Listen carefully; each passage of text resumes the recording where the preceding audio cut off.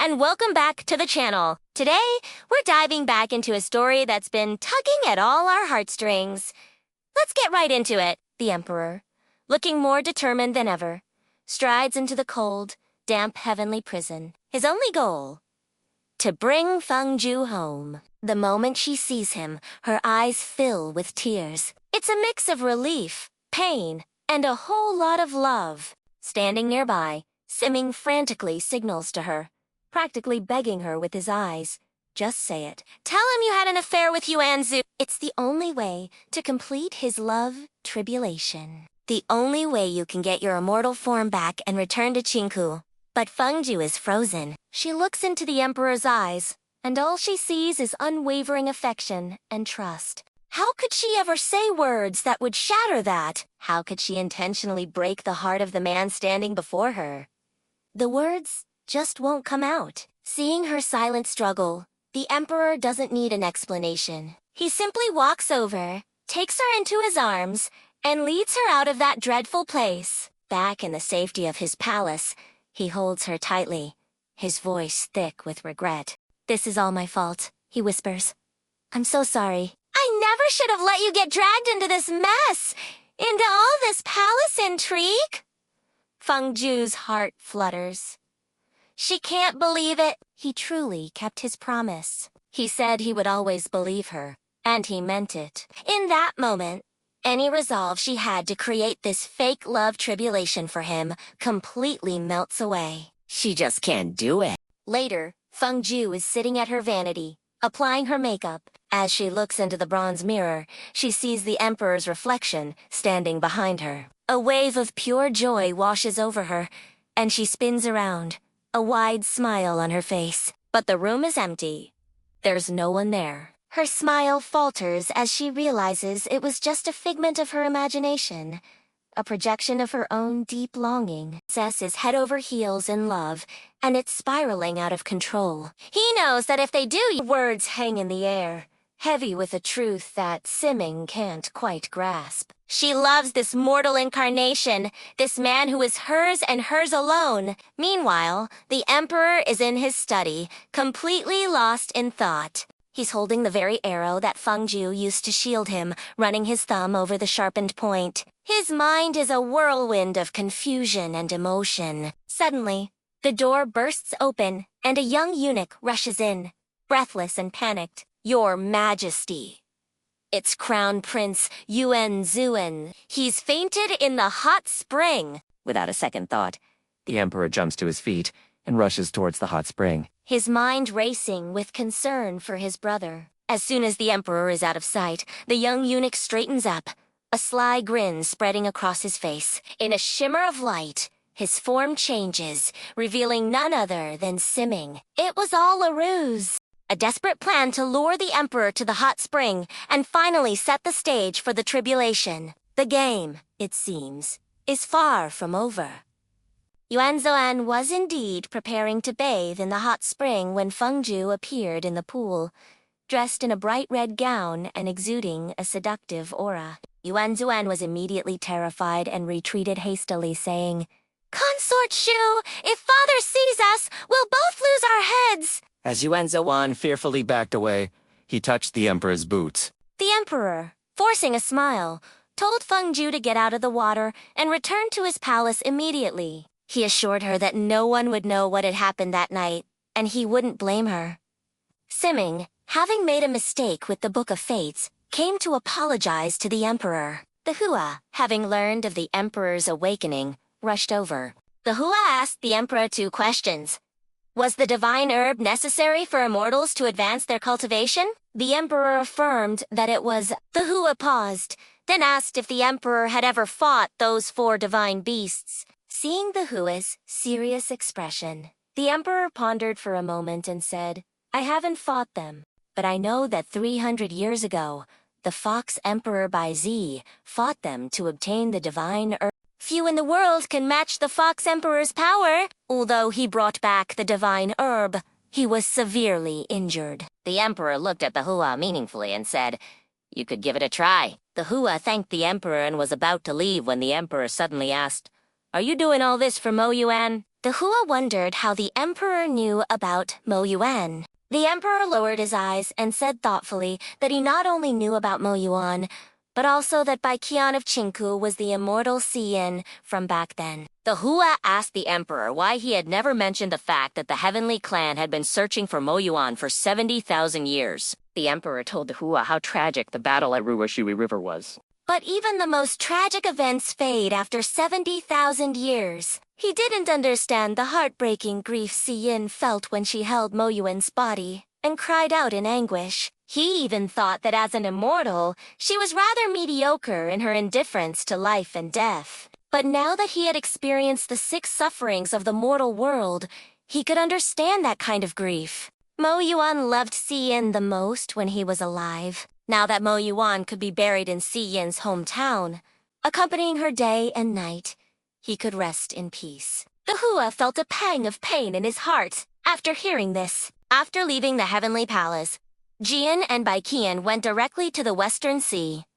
Of the 4 Sea Lords, Bai Qian knew very little about the Western Sea Lord. She had only heard her senior brother mention that from his grandfather's generation to his father, the Water Lords Had always been very low-key. Jian smiled and said that this very low-key Water Lord, by chance, Bai Zuan, and Dai Feng became acquainted, which led him to persuade Bai Qian to treat the eldest prince. Only Jian in the world could sense that Mo Yuan was sleeping within the eldest prince's body. Bai Qian sighed, saying that it was as if her senior brother had helped her find her master. Jian told Bai Qian that she would have to trouble herself to take care of Dai Yang for some time. Bai Qian replied without hesitation that taking care of her master was her duty, and there was no trouble at all. The Water Lord of the West Sea paid his respects to Jian, who introduced Bai Qian to him, telling him that Bai Qian was his celestial envoy, specifically responsible for caring for patients. The Water Lord led the two towards Dai Yang's palace. Perhaps it was a feeling of trepidation at the prospect of returning home. After waiting for 70,000 years, this day had finally arrived. Bai Qian took a deep breath, her entire body tense. Upon reaching the entrance of Dai Yang's palace, fearing she might encounter her senior brother and not know how to face him, Bai Qian specifically told the Water Lord that she had been caring for Dai Yung all this time, and to avoid disrupting the celestial laws. Everyone in the Water Lord's palace should stay away from this area! She had assumed that since Mo Yuan had placed this soul within the first prince of the Western Sea, she would find the prince's celestial aura somewhat familiar. Or perhaps the prince's soul was imbued with Mo Yuan's influence. How could she believe that the soul of Mo Yuan, the mighty war god who had dominated the 4 seas and 8 wastelands, would reside within him? After Jian left, Bai Qian used the soul-tracking technique and finally found the sleeping primordial spirit of the Hua deep within, Dai Yang's soul. Overjoyed, the primordial spirit as soon as possible, she needed the soul-binding lamp. Bai Qian decided that she would go to the 9 heavens to ask the Heavenly Lord for the soul-binding lamp. Bai Qian was in the Western Sea. This guest was no ordinary person. Everyone in the Western Sea went to the main hall to greet him. When Bai Qian, Jian told me, "I know you will definitely go to the Heavenly Palace to borrow the soul-binding lamp."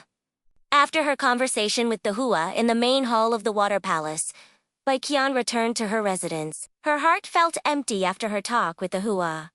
Just then, Bai Zuan leisurely appeared in her room. Bai Qian sat down and poured her 4th brother a cup of tea, to stare intently at her.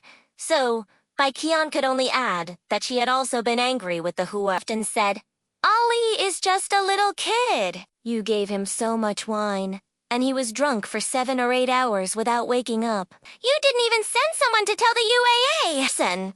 Bai Zuan paused here, then leaned closer to Bai Qian and said, "Given your personality, you would just treat this kind of thing as a joke." But look at you now! Putting on airs like the principal wife and going all out to provoke that concubine Su Jin. As your brother, I admire your actions quite a bit. But this unusual behavior of yours, could it be that you're jealous? Bai Qian was stunned. She thought to herself that she had lived for 140,000 years and had experienced all kinds of storms. But now, Seeing that concubine Sujin made her feel uncomfortable all over. She couldn't stand Ali's father saying a single bad word about her. And now, after being forcibly kissed by the Hu, she was so absent-minded. So, she was jealous, and had been jealous for so long. Bai Qian stared blankly at Bai Zuin and said, "No way." I'm over 90,000 years older than him. If I were to get married at a normal age, my grandchildren would probably be as old as him by now. Besides, he just confessed to me, but I didn't feel any flutter in my heart at all. Upon hearing the word confess, Bai Zhen's eyes lit up. He actually confessed to you. This kid has good taste to be interested in the person I raised. Bai Zuin laughed heartily and said generously, age isn't a problem. Our father is over 15,000 years older than our mother. As long as we're a good match in appearance, that's fine. Jian has always wanted to help me find a wife, but there's no one in the entire realm who's good enough for me. After saying that, Bai Zuin patted Bai Qian's shoulder and said, You're doing a good job as a high god, but you're really an amateur when it comes to romance. Someone as clueless as you is probably not suited for a sudden, passionate love. You're only good for a slow and steady relationship. Bai Zuan then asked Bai Qian if she would regret it. If the Hua stayed in Qingku for more than 4 months and then stopped staying, Bai Qian's heart trembled. She thought that she was indeed not used to the Hua when he first came to Qing. But later he would take her for walks in the morning and evening. And she would eat melon seeds and doze off while he was reviewing official documents. She would also play chess with him at night. Although it had only been 4 months, Bai Zuan's question made Bai Qian almost forget how she had lived before the Hua stopped coming to Qing. Bai Zuhan teased Bai Qian, saying, "You've probably fallen for the UAOA since he's recruited you and confessed his feelings. It seems you should tell father to bring it up in the heavenly palace as soon as possible and get your marriage settled. Now that you're like this, I'm relieved. I'll head back now." With that, Bai Zun cast a spell and left. After Bai Zun left, Bai Qian couldn't help but sigh. If I really have fallen for the Hua, then these 140,000 years have truly made me feel like I'm going backwards. I actually fell for a boy who's 90,000 years younger than me and can call me ancestor. As night fell, Bai Qian went to the Hua's bedchamber to retrieve the soul-binding lamp. From afar, she saw the Hua drinking on the stone steps leading to the palace. Bai Qian recalled what Nai had told her. His drinking capacity isn't bad. Lost in thought, she approached the Hua. He glanced at her briefly. Emanating from the lamp, scattered memories of Susu from the past flickered in her mind. Bai Qian dismissed it as mere disturbance from the mortal aura and didn't think much of it. Now, having so easily obtained the Celestial Clan's sacred artifact, the soul-binding lamp from the UAA Bai Qian was deeply moved. She walked up to the Hua and said, "You've done me such a great favor. What do you want? If I can help, I will do my best." When she came to her senses, the two of them were already naked. It turned out that the Hua had used a spell to make their clothes disappear. Waking up in the middle of the night, the Hua looked at the person beside him, feeling a pang of sadness. Dressing. Upon returning to the 9 heavens, the Hua petitioned the Heavenly Emperor to go to the Eastern Sea to destroy all the divine herbs. The Heavenly Emperor was puzzled and asked the Hua why the divine herbs were guarded by the Father God S4 fierce beasts. Even if he didn't destroy them, others couldn't easily take them. The Hua told the Heavenly Emperor that there would inevitably be people who coveted the divine herbs, and every day they remained in the world would bring more hidden dangers. The Heavenly Emperor granted the Hua's request, and the Hua decided to go to the Eastern Sea alone. Before leaving, he specifically instructed Jai Yung that if he did not return in 3 days, he must prevent anyone from approaching the Eastern Sea, especially Bai Qian of Qing. Bai Qian lit the soul-binding lamp and then stayed by Dai Feng's window for 3 days without sleep, watching over the lamp. Dai Feng knew that a celestial messenger was taking care of his elder brother here. After returning from Kunlun Mountain, he came to pay his respects to Bai Qian. Bai Qian felt that she could no longer hide it from her senior brother, and finally recognized Dai Feng telling him her true identity. For 70,000 years, Dai Feng had been searching for 17 and their master. Now he had finally found them. The brothers were overjoyed and wept with joy upon seeing each other again. Ximing is taking matters into his own hands.